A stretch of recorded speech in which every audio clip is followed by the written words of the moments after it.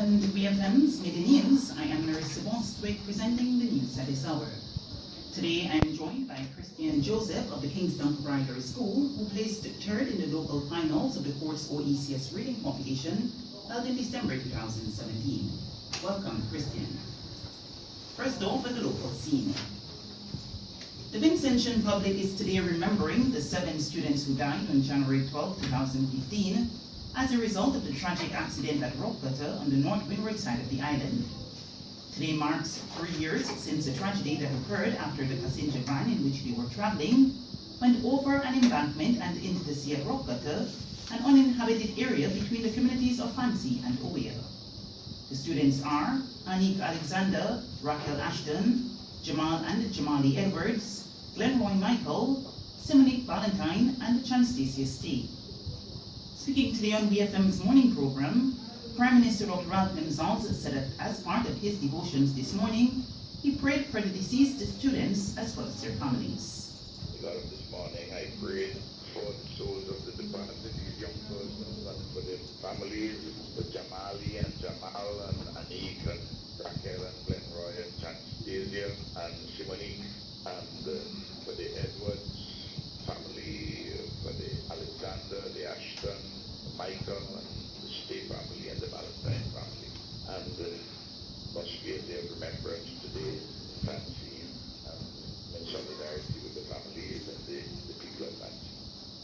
Meanwhile, speaking with WEFM News this morning, Nelsia Stay, the mother of Chanstacia Stay, whose body was never recovered following the tragedy, said that while today is a very sad occasion, she and her family are coping as best.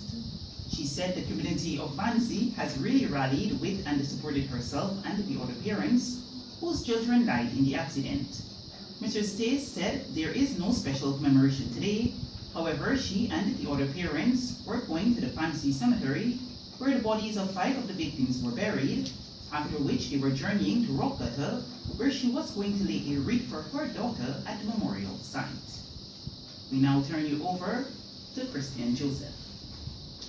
A special service was held earlier this week at the Calder Seventh-day Adventist Church to mark the start of the 60th anniversary celebrations of the Calder Government School.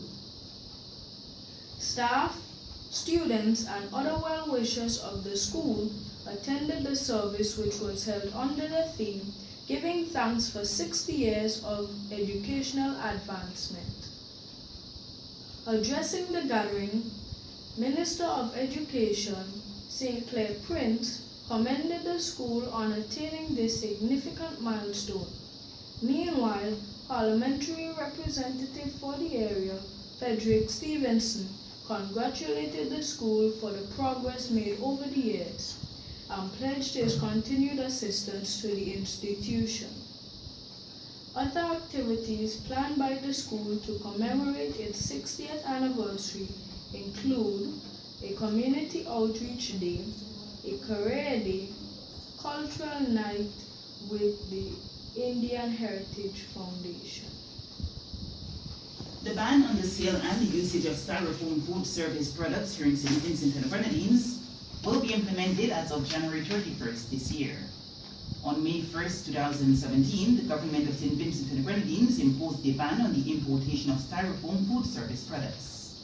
Following the imposition of that ban, a grace period of 90 days was allowed for any styrofoam food service products ordered before May 1st, 2017 to be imported, and the businesses selling and utilizing styrofoam food products were given until January 31st this year to dispose of any such products in their possession. In an interview with WEFM News this morning, Director of Trade in the Ministry of Foreign Affairs, Trade and Commerce, Okolo John Patrick, said this ban on the use of styrofoam food service products is necessary because of the harmful effect of styrofoam on human life as well as the environment. The government of St. Vincent and the Grenadines implemented a ban on the importation of styrofoam on the 1st of May 2017, and the usage or sale of the styrofoam, the ban on that is until the 1st of January 2018. Now, the reasons for the ban are because of the harmful effect of styrofoam on human lives. Styrofoam contains a toxic chemical that will leach out in our foods and beverages, and it can be harmful to our health. So it has health implications. Additional to that, it takes a long time to get rid of, to dispose of, and so it has harmful effect for the environment. Sometimes you look around and you see litters, you see these in the bins and the gutters. Sometimes they get down into the rivers and in the streams, into the sea, and they destroy our marine life. So for those two basic reasons, government of citizens and vendors thought it fit to put a ban on this stuff. Mr. John Patrick said environmentally friendly alternative food service products have been sourced and are now readily available. She noted that so far they are seeing that restaurants and persons who sell food to the public are seeking to comply with this new law. I have seen most businesses now, they are turning to the alternative, and which is paper-like products, and I think the intentions are also getting a feel of the reasons. They're becoming more aware the reasons for the ban, and they are cooperating. So I would like to think that the businesses are also complying, and they are available. The alternatives are available. So I think it's just a matter of switching that. I think that they are more environmentally friendly, and they are biodegradable, so they are easy to get disposed of. The Director of Trade said that after January 31st this year, anyone caught breaking the law will be liable to a fine of EC $5,000. The failure to comply with the ban on styrofoam, you commit an offense, and it is liable to a summary conviction of a fine of $5,000 or imprisonment of 12 months or both. But we are hoping that it will reach to this point, because we have seen the willingness of the businesses and also the consumers with this ban, and I think I would like to think that it will reach a point where you will have to fine anyone or impose imprisonment. That was Director of Trade, Mr. Spokola John Patrick. In regional news, the Barbados Hotel and Tourism Association, BHTA, has expressed concern about the travel and health advisories issued by the governments of the United States and Canada to their citizens in light of the sewage mess along the island's south coast. In a statement late on Wednesday, following a meeting with the Barbados Water Authority, BWA, the BHTA said the advisories underscored the need for urgent remedial action to solve the ongoing problem. Chief Executive Officer of the Barbados Hotel and Tourism Association, Rudy Grant, said the Barbados Water Authority gave the assurance that the work to rectify the situation will be completed within 3 months. The opposition in Trinidad and Tobago is willing to work with the government to make Trinidad and Tobago safe again. Opposition leader Kamla Persad-Besesa, by letter dated January 10th, wrote to Prime Minister Dr. Keith Rowley requesting a meeting to discuss a bipartisan approach to the legislative agenda to fight crime, and specifically to see the early return of the controversial anti-gang bill. Persad-Besesa said the country has experienced an unprecedented level of criminal activity, with 494 murders in 2017 and 23 in 2018 up to yesterday. On the international scene, international organizations including the United Nations and the African Union, politicians and other African and Caribbean countries are outraged over US President Donald Trump's latest racist remarks. The president criticized immigration to his country from El Salvador, Haiti, and the African continent, using a crude remark to refer to the countries. Trump suggested the US should instead focus its immigration policy on countries such as Norway. We hear details in this Al Jazeera News report. Days after President Trump called on lawmakers to find a compromise on immigration reforms, a small bipartisan group of 6 senators say they've done just that. The agreement was expected to include funding for border security, protections for undocumented immigrants brought to the U.S. as children, and changes to the way the State Department approves visas.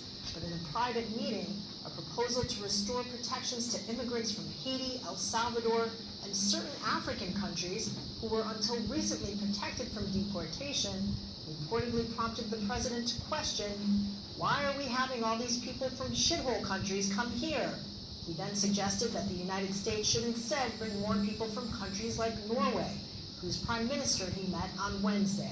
Republican Representative Nia Love, a Haitian American, responded on Twitter saying the president's comments are unkind, divisive, elitist, and fly in the face of our nation's values. This behavior is unacceptable from the leader of our nation. That report from Al Jazeera News. German politicians have achieved a breakthrough in talks aimed at forming a new coalition government. A blueprint for formal negotiations was agreed between Chancellor Angela Merkel's Christian Democrats and their former coalition partners, the Social Democrats. Politicians stayed up all night to discuss the 28-page document, with the talks lasting more than 24 hours. But they managed to reach agreement on key sticking points, such as migration. According to the BBC, they plan to limit asylum seeker arrivals to about 200,000 annually.